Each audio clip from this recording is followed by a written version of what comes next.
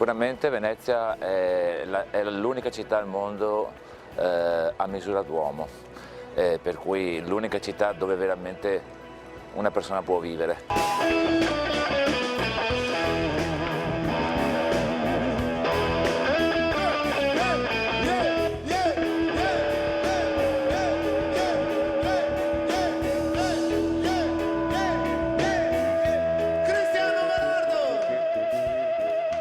Io credo che quello che è successo a noi è stato frutto di una serie di circostanze favorevoli. La nostra idea di base era di essere totalmente fuori moda, fuori dal tempo e anche anti-estetici in un certo senso. La musica è buona parte della mia vita. È il mio sogno realizzato fin da bambino.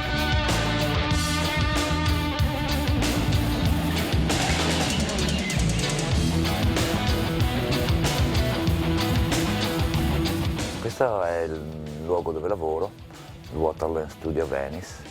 Faccio produzioni musicali, faccio il musicista per altri, per me stesso, registro i generi più disparati di musica, continuo a stupirmi quotidianamente, ad imparare da altri artisti cose nuove.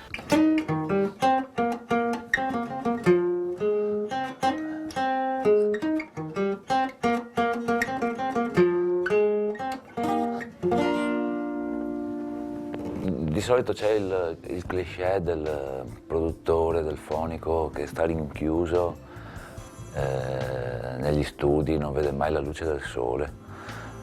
Io invece adoro l'aria aperta e non posso stare troppo rinchiuso tra quattro mura. Difatti credo sia uno dei pochi studi di registrazione al mondo che ha delle finestre, questo, e i colori delle tappezzerie sono chiari.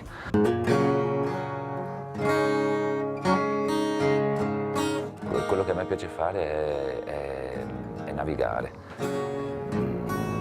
a vela possibilmente, perché è l'unico modo di vedere il mondo. A vela si va piano, per quanto si possa correre veloci, e dà modo di pensare dove stai arrivando. Mi reputo fortunato perché faccio non una, bensì due cose strabelle che c'è gente che pagherebbe per fare, anzi la maggior parte delle persone che vanno in barca pagano, a me mi pagano, per cui meglio di così. Anche al macaco sa navigare con buon vento, nel senso che tutti sono bravi marinai quando il tempo è bello, quando le cose vanno bene, insomma, è che poi quando cambia il tempo e diventa cattivo, diventa dura, e questo succede in mare come nella vita.